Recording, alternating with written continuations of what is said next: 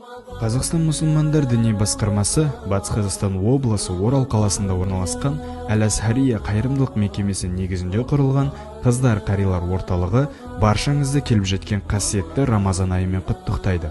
Біздің орталық 2022 жылы құрылды. 40 шәкіртті қамтитын бала қарилар тобы арнайы уақытпен білім алса, 10 шәкірт қызымыз іште тәулік бойы Құран жаттайды.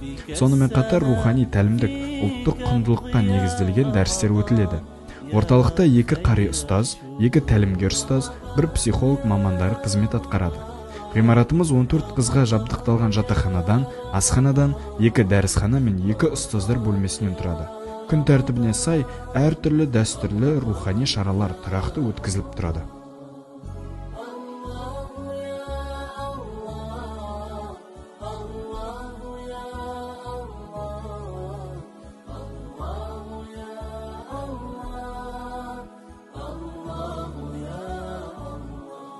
اللهم بارك لنا فيما رزقتنا وقنا عذاب النار. وفي وسطك مغفرة وفي آخرك عتق من النار رمضان